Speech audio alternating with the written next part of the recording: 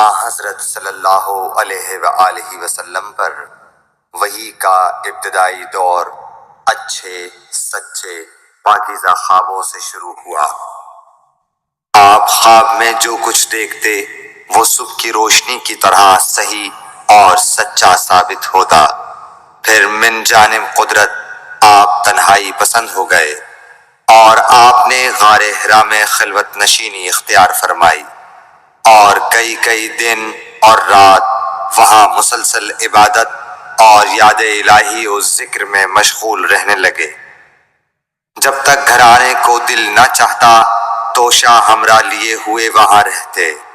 توشہ ختم ہونے پر ہی اہلیہ محترمہ حضرت خدیجہ رضی اللہ تعالی عنہا کے پاس تشریف لاتے اور کچھ توشہ ہمراہ لے کر پھر وہاں جا کر خلوت گزین ہو جاتے۔ یہی طریقہ جاری رہا یہاں تک کہ آپ پر حق منکشف ہو گیا اور آپ غار حرا ہی میں قیام پذیر تھے کہ اچانک حضرت جبرائیل علیہ السلام آپ کے پاس حاضر ہوئے اور کہنے لگے کہ اے محمد پڑھو۔ آپ فرماتے ہیں کہ میں نے کہا کہ میں پڑھنا نہیں جانتا۔ آپ صلی اللہ علیہ وسلم فرماتے ہیں کہ فرشتے نے مجھے پکڑ کر اتنے زور سے بھینچا کہ میری طاقت جواب دے گئی۔ پھر مجھے چھوڑ کر کہا پڑھو۔ میں نے پھر وہی جواب دیا کہ میں پڑھا ہوا نہیں ہوں۔ اس فرشتے نے مجھ کو نہایت ہی زور سے بھینچا کہ مجھ کو سخت تکلیف محسوس ہوئی۔ پھر اس نے کہا کہ پڑھ۔ میں نے کہا میں پڑھا ہوا نہیں ہوں۔ فرشتے نے تیسری بار مجھ کو پکڑا اور تیسری مرتبہ پھر مجھ کو بھینچا۔ پھر مجھے چھوڑ دیا اور کہنے لگا کہ پڑھو اپنے رب کے نام کی مدد سے جس نے پیدا کیا اور انسان کو خون کی پھٹکی سے بنایا۔ پڑھو اور آپ کا رب بہت ہی مہربانیاں کرنے والا ہے۔ بس یہی آیتیں آپ حضرت جبرائیل علیہ السلام سے سن کر اس حال میں غار حرا سے واپس ہوئے کہ آپ کا دل اس انوکھے واقعے سے کانپ رہا تھا۔ آپ حضرت خدیجہ کے ہاں تشریف لائے اور فرمایا کہ مجھے کمبل اوڑھا دو، مجھے کمبل اوڑھا دو۔ لوگوں نے آپ کو کمبل اوڑھا دیا۔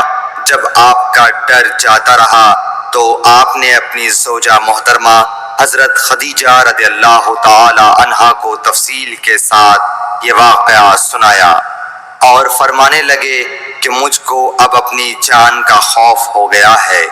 آپ کی اہلیہ محترمہ حضرت خدیجہ رضی اللہ تعالی عنہا نے آپ کی ڈھارس بندھائی اور کہا کہ آپ کا خیال صحیح نہیں ہے۔ اللہ کی قسم آپ کو اللہ کبھی رسوا نہیں کرے گا۔ آپ تو اخلاق فاضلہ کے مالک ہیں۔ آپ تو کنبہ پرور ہیں، بے کسوں کا بوجھ اپنے سر پر رکھتے ہیں، مفلسوں کے لیے آپ کماتے ہیں، مہمان نوازی میں آپ بے مثال ہیں اور مشکل وقت میں آپ امر حق کا ساتھ دیتے ہیں۔ ایسے اوصاف حسنہ والا انسان یوں بے وقت ذلت و خواری کی موت نہیں پا سکتا۔ پھر مزید تسلی کے لیے حضرت خدیجہ رضی اللہ تعالی عنہا آپ کو ورقہ بن نوفل کے پاس لے گئیں جو ان کے چچا زاد بھائی تھے اور زمانہ جاہلیت میں نصرانی مذہب اختیار کر چکے تھے اور عبرانی زبان کے کاتب تھے۔ چنانچہ انجیل کو بھی حسب منشائے خداوندی عبرانی زبان میں لکھا کرتے تھے۔ انجیل سریانی زبان میں نازل ہوئی تھی، پھر اس کا ترجمہ عبرانی زبان میں ہوا۔ ورقہ اسی کو لکھتے تھے۔ وہ بہت بوڑھے ہو گئے تھے، یہاں تک کہ ان کی بینائی بھی رخصت ہو چکی تھی۔ حضرت خدیجہ رضی اللہ تعالی عنہا نے ان کے سامنے آپ کے حالات بیان کیے اور کہا کہ اے چچا زاد بھائی، اپنے بھتیجے محمد صلی اللہ علیہ وسلم کی زبانی ذرا ان کی کیفیت سن لیجئے۔ وہ بولے کہ بھتیجے آپ نے جو کچھ دیکھا ہے اس کی تفصیل سناؤ۔ چنانچہ آپ صلی اللہ علیہ وآلہ وسلم نے از اول تا آخر پورا واقعہ سنایا، جسے سن کر ورقہ بے اختیار ہو کر بول اٹھے کہ یہ تو وہی ناموس معزز رازدان فرشتہ ہے جسے اللہ نے حضرت موسیٰ علیہ السلام پر وحی دے کر بھیجا تھا۔ کاش میں آپ کے اس عہد نبوت کے شروع ہونے پر جواں عمر ہوتا، کاش میں اس وقت تک زندہ رہتا جب کہ آپ کی قوم آپ کو اس شہر سے نکال دے گی۔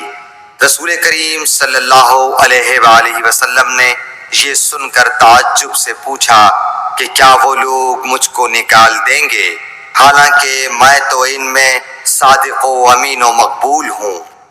ورقہ بولا، ہاں یہ سب کچھ سچ ہے، مگر جو شخص بھی آپ کی طرح امر حق لے کر آیا لوگ اس کے دشمن ہی ہو گئے ہیں۔ اگر مجھے آپ کی نبوت کا وہ زمانہ مل جائے تو میں آپ کی پوری مدد کروں گا، مگر ورقہ کچھ دنوں کے بعد انتقال کر گئے، پھر کچھ عرصے تک وحی کی آمد موقوف رہی۔ حدیث نمبر 3۔